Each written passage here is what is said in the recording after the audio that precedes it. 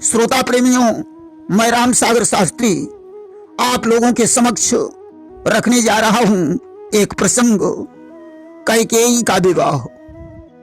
देखिए, जब सुमित्रा से भी विवाह करने के बाद कोई पुत्र नहीं हुआ तो महाराज दशरथ ने तीसरा विवाह करने का विचार किया कि जब कोई पुत्र नहीं उपजा तो नृप ने सोच अपार किया, फिर ब्याह तीसरा करने को राजा ने तभी विचार किया। इधर कैकेयी देश के राजा अश्वपति थे, जिनकी पत्नी का नाम शुभलक्षणा था।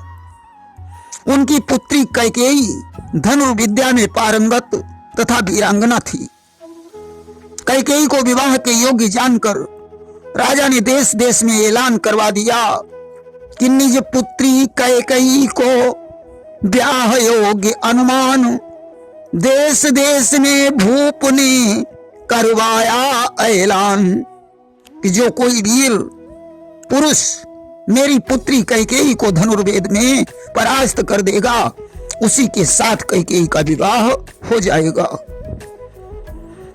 कि जो कोई वीर यहाँ आकर अपनी वीरता दिखाएगा, संग्राम जीतने वाला ही कैकेयी को ले जाएगा। महाराज दशरथ ने अनुचर द्वारा जब यह संदेश सुना तो वे भी वीरता दिखाने के लिए कैकेयी देश में पहुंचे। कि यह समाचार अनुचर द्वारा जब अवध धाम में आया है, दशरथ ने कौशल दिखलाकर उसको अनुचरी बनाया है। महाराज दशरथ ने धनुर्वेद में कैकेयी को परास्त कर दिया। अस्तु कैकेयी का विवाह दशरथ के साथ हो गया। विवाह होने के पश्चात राजा अश्वपति ने दशरथ से एक कौल करवाया कि कर दिया ब्याह, फिर यूं बोले प्रण एक और लेना होगा, इसका ही पुत्र नृपति होगा, यह वचन तुम्हें देना होगा। अश्वपति ने कहा, राजन, तुम्हारे राज सिंहासन का अधिकार कैकेयी के ही पुत्र को मिलना चाहिए। महाराज दशरथ ने इस शर्त को स्वीकार कर लिया। राजा अश्वपति के एक भाई थे बृहदस्सु, जिनके घर में एक कुबड़ी कन्या का जन्म हुआ था। उन्होंने उसका नाम रेखा रख दिया, जिसे मंथरा के नाम से जाना जाता है। बृहदस्सु ने विवाह के बाद दशरथ से कहा कि मेरी तो ऐसी इच्छा है कैकेयी बने महारानी, उसकी सेवा करने के ही तो यह रेखा बने नौकरानी। मेरा ऐसा विचार है कि कैकेयी महारानी बने, उसकी सेवा करने के लिए मेरी बेटी रेखा उसकी दासी बन जाए। मंथरा कैकेयी के साथ में ही रहती थी। कारण राजा अश्वपति ने अपनी पत्नी का परित्याग कर दिया था। अश्वपति पशु पक्षियों की भाषा जानते थे।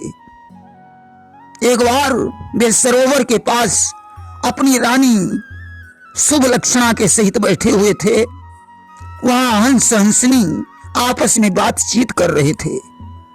उनकी बातों को सुनकर राजा अश्वपति हंसने लगे कि हंस हंसनी कर रहे थे आपस में बात, सुनकर उनकी बात को हंसे तुरंत नरनाथ।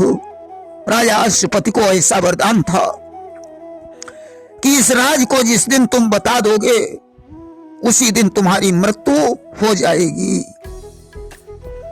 कि राजा कैकेयी को मिला था ऐसा वरदान, बतलाया इस राज को तो न बचेंगे प्राण। रानी शुभलक्षणा ने कहा, स्वामी, हंस और हंसनी क्या बातें कर रहे हैं? राजा ने कहा, प्रिय, यह राज मैं तुम्हें यदि बता दूंगा तो मेरी मृत्यु हो जाएगी। रानी ने फिर भी हठ ठानी, यह राज बताना ही होगा, मर जाओ चाहे मिट जाओ, पर भेद बताना ही होगा। रानी ने हठ ठान ली, चाहे कुछ भी हो जाए तुम्हें ये राज बताना ही पड़ेगा। अब तो राजा अश्वपति को क्रोध आ गया। उन्होंने हाथ में हंटर उठाया और करमई लई चाबुक बिकराला, अमारी उधेड़ी दीन सब खाला। राजा ने हंटरों से रानी की खाल खींच ली और अपने देश से निकाल दिया। कैकेयी उस समय बहुत छोटी थी, अस्तु कैकेयी की देखभाल मंथरा ने की थी। देखिए मंथरा कुंवरी क्यों पैदा हुई। मंथरा राजा बल की बहन और विरोचन की पुत्री दुंदुभी थी।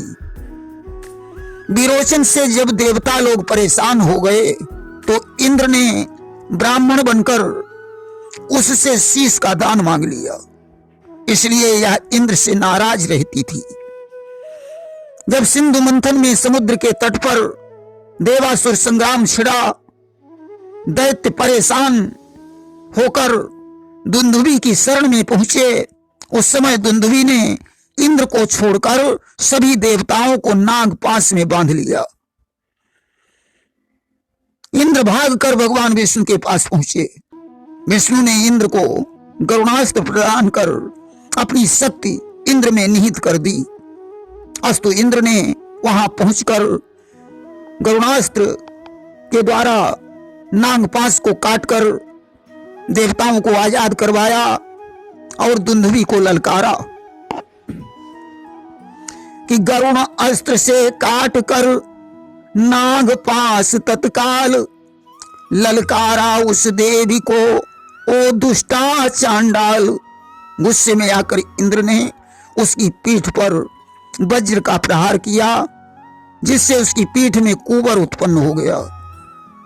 अस्तु ये भगवान विष्णु से बदले की भावना रखने लगी कि बदले की भावना रख, दैत्य शरीर बिहाए, मर कर वही दैत्यनी बनी मंथरा आए। बदले की भावना से वही दुंदुभी मरकर मंथरा बनी, इसीलिए मंथरा ने कैकेयी को भड़काकर राम को वनवास दिलवा दिया था।